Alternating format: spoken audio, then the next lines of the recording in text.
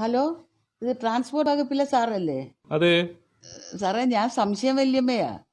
ഈ ട്രാഫിക് വകുപ്പിൽ വലിയ പരിഷ്കാരങ്ങൾ വന്നിരുന്നറിഞ്ഞു. വലിയ സന്തോഷമായി. Okay okay, thank you. Helmet വച്ചില്ലെങ്കിൽ ഫൈൻ, സീറ്റ് ബെൽറ്റ് ഇട്ടില്ലെങ്കിൽ ഫൈൻ, സ്പീഡ് കൂടിയാൽ ഫൈൻ.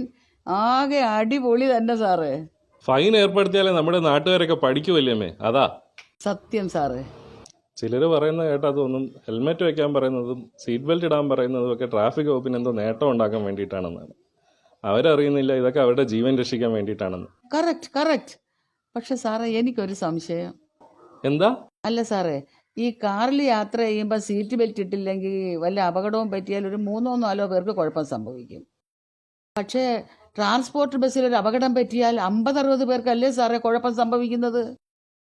അല്ല സാറേ, ഈ ട്രാൻസ്പോർട്ട് ബസ്സിൽ യാത്ര ചെയ്യുന്നവർക്ക് എന്താണ് സീറ്റ് ബെൽറ്റ് വേണ്ടാത്തത്? അല്ല, അവരുടെ ജീവന് വിലയില്ലേ? അല്ല അതിപ്പോ അല്ല സാറേ, നമ്മളിപ്പോൾ തിരുവനന്തപുരത്ത് നിന്ന് എറണാകുളത്തേക്ക് ബസ്സിൽ യാത്ര ചെയ്യുന്നു. നമ്മളിരുന്ന് ഉറങ്ങും. ഡ്രൈവർ സഡൻ ബ്രേക്ക് ചെയ്താൽ നമ്മുടെ മൂക്കല്ലേ സാറേ പോണത്? അല്ല, ഒരു ന്യായം നോക്കുമ്പോൾ എല്ലായിടത്തും ന്യായം നോക്കണ്ടേ സാറേ? ഒരു നിയമം വരുമ്പോൾ ആദ്യം ഗവൺമെൻറ് അല്ലേ അത് മാതൃകയാക്കേണ്ടത്? അല്ല, അതല്ലേ അതിൻ്റെ ഒരു ഇത്.